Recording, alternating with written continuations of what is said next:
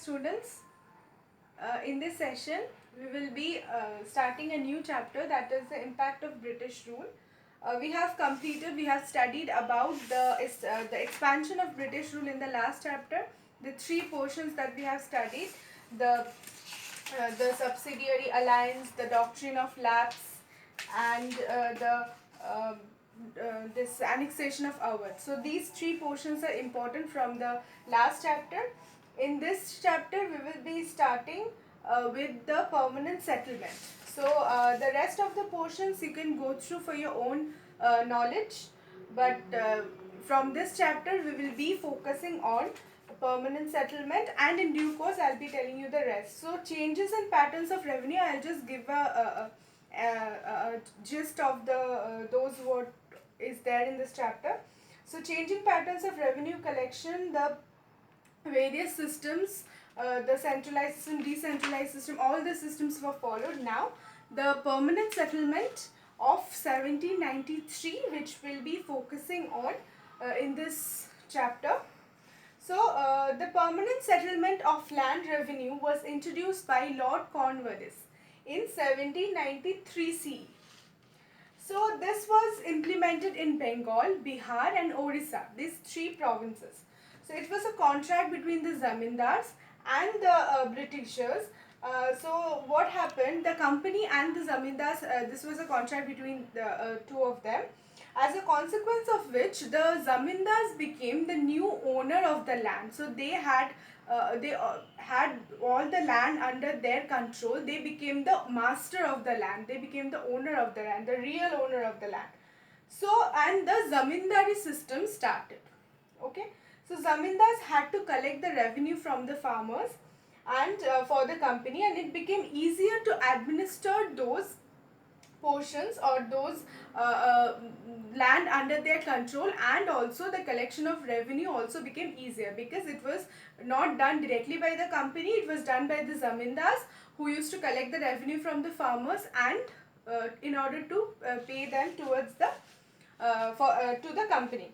So it was a permanently fixed amount for a period of 10 years, and the zamindars could keep 11% for themselves, while the rest would have to be given to the company. So if the zamindars failed to pay the desired amount or the fixed amount of the tax, and they would be evicted from the land. So this was a deal between the zamindars and the company who had the ownership of the land. The zamindars were made the owners of the land, who had to collect the revenue from the farmers and pay the company, keep 11% of those revenue collected from the farmers with themselves in order to meet their expenses, and provide the rest to the company. Okay, but if they fail to provide the amount, the fixed amount, then they would be evicted from the land, or they would be removed from the ownership of the land. So the system was introduced to ensure that the revenue which is to be earned is fixed. So there is no changes in the revenue that is required to be earned no matter what happens. And the development of the, and it was believed that this also will lead to the development of the agriculture, since the company is not the real master now. The zamindars would be given all the responsibilities of taking care of the land and the farmers. So it was believed that the company will earn a lot of profits from this, and there would be development in the agriculture as well. So the company won the loyalty of the rich farmers, but failed to get the desired results of the revenue through the system. On the other hand, it gave the rise of a new type of system, which was the zamindari system, and it gave rise to a new class of people, or the zamindars.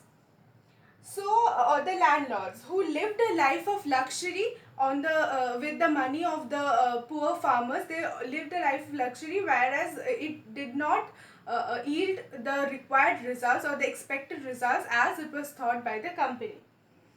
So now the farmers had to bear the burden of tax and the oppression of the landlords and the government, and this added to their plight. So this added to the farmers tried to run away from their place, that they could not bear the burden of the taxation that the zamindars imposed on them because of their life of luxury in order to maintain that, and they went away, or they escaped those places, and they fled from those places to another. So this system failed.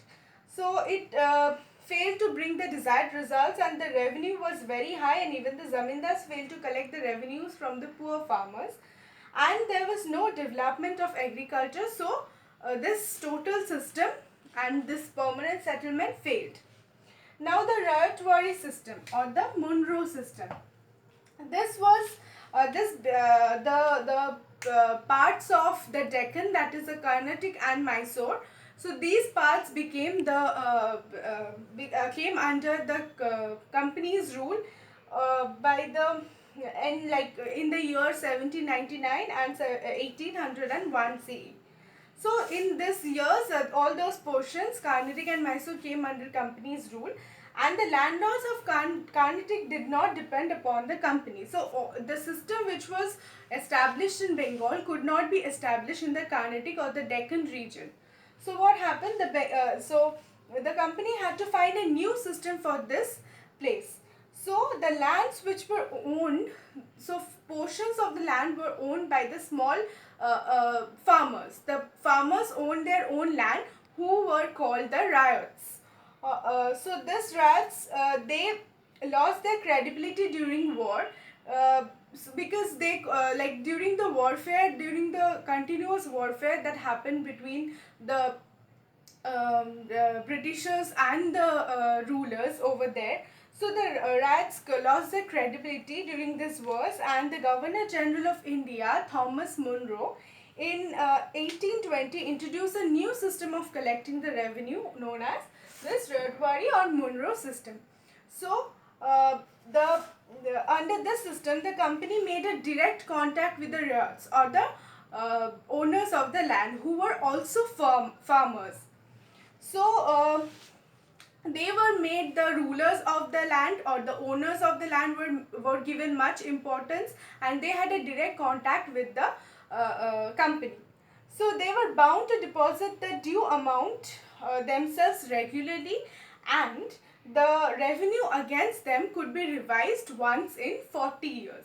So what happened was, by this system which was introduced in the Carnatic region, the people, the rats or the ryots could actually had to deposit the amount which was to be paid, the revenue to the company by themselves, and which could be revised once in 40 years. So through this system, efforts were made to overcome the drawbacks which was there in the permanent settlement. Under this Rayatwari system, the condition of the farmers improved, because now the farmers who were the owners of the land could themselves take care of their land, take care of the production, and also take care of the revenue, while they had direct contact with the company, who would go and deposit the amount by themselves. So this system was accepted by the owners of the land, since they were given much importance, and they could actually have a direct contact with the company. So this proved much beneficial as compared to the permanent settlement, and it also improved the income of the company, since the revenue was being deposited regularly according to this particular system. So it is considered a better settlement than the permanent settlement. Okay. So this system had obviously we have certain drawbacks of this system as well. So the land revenue was as high as 45% to 55% of the total produce. The peasants were forced to pay the land revenue even the crops were damaged, even if the crops were damaged. So they failed to deposit the amount. The company had the right to sell their land, and they also fell under the clutches of the money lenders. So the main drawbacks of this system, this particular Munro system, was if the farmers could not pay the revenue by for any cause, because of any natural disaster, or if the crops got damaged because of any other reason, then the company had the power to overthrow them, or evict them from their land, and sell their land. So this also led to the increase of the importance or increase of the presence of the money lenders. So this system also, these drawbacks were there in this particular system, but it is considered better as compared to the permanent settlement, since this was accepted by the owners of the land who got more importance, who gained more importance, and who had the direct control, direct contact with the Britishers, and they were the farmers themselves, so they could keep a certain amount with themselves and go to the company and deposit the rest of the amount. So overall the income of the company increased, while the owners of the land were also satisfied with this particular system. But the disabilities of the system or the disadvantage of the systems are, we have already discussed what they are. So these are the two land settlement, or the ways of this chain, like revenue collection. So these were the ways which were adopted by the British government to collect the revenue from the various places or from the various territories under their control. These two we have discussed for today.